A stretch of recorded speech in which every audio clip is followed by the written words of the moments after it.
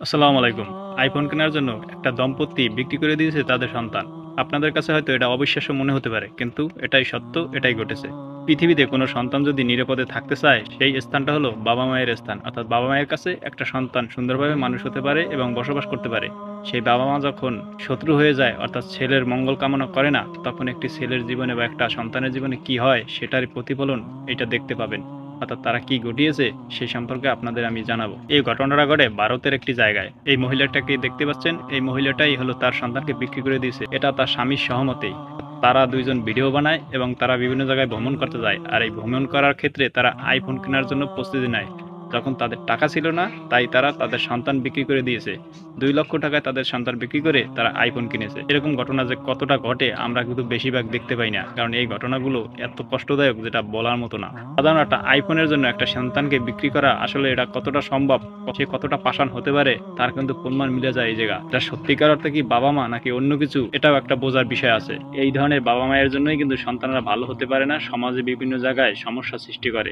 এদের জন্যই দেশটা উন্নত হয় না, এদের জন্যই সমাজে বিবাদ সৃষ্টি হয়। তাই এদের থেকে সতর্ক থাকতে হবে, সকল বাবা মাকে সচেতন হতে হবে। এভাবে যখন তারা সন্তান বিক্রি করে মোবাইল কিনে ভ্রমণ করতেছিল, তখন কিন্তু এই বিষয়টা আস্তে আস্তে ফাঁস হয়ে যায় এবং ইন্টারনেট জগৎ সহ বিভিন্ন জায়গায় ভাইরাল হয়ে যায়।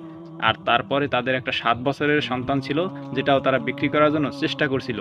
দেখুন, পৃথিবীতে আপনি অপকর্ম করলে কোনো না কোনো উপায়ে আপনার সেই অপকর্ম ফাঁস হয়ে যাবে। তাদের অপকর্মটা হয়তো এইভাবে ফাঁস হয়েছিল, যার প্রতিফলন হিসেবে তারা কিন্তু ধরা খায়। প্রকৃতপক্ষে কোনো মা কি তার সন্তানকে বিক্রি করতে পারে? এটা আপনাদের কি মতামত আছে অবশ্যই কমেন্ট বক্সে জানাবেন, কারণ এই ঘটনাগুলো আমাদের জন্য অত্যন্ত শিক্ষণীয় ব্যাপার। এই ঘটনাগুলো একটা মানব জাতির জন্য প্রচুর ক্ষতি বয়ে আনে। এই দম্পতি যখন তাদের দ্বিতীয় সন্তান বিক্রি করার জন্য বিভিন্ন জায়গায় ঘুরতে থাকে, তখন কিন্তু পুলিশের হাতে পড়ে যায়, অর্থাৎ পুলিশ তাদের ধরে ফেলে।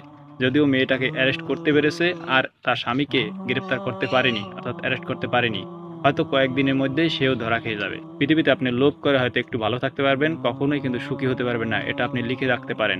এই দাম্পত্য তাদের সন্তানের সাথে যেটা করেছেন, মহান সৃষ্টিকর্তাও এদেরকে ক্ষমা করবে না কখনোই। যদি তারা বিপদে পড়ে বিক্রি করতো, তাহলে সবাই মেনে নিত বা সবাই মনে একটা সান্ত্বনা দিতে পারতো। কিন্তু সেটা করেনি। তারা সামান্য একটা মোবাইল এবং ভিডিও করার জন্য, অর্থাৎ নিজেদের উচ্চবিলাসী করার জন্য এই সন্তানকে বিক্রি করে দেয়। আসলে এটা কোনোভাবেই মেনে নেওয়া যায় না।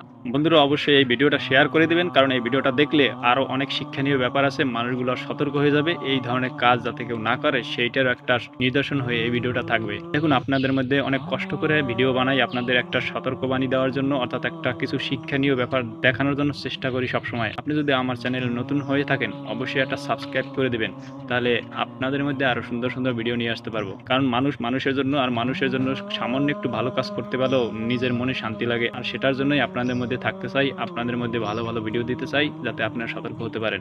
ধন্যবাদ, সবাই ভালো থাকবেন।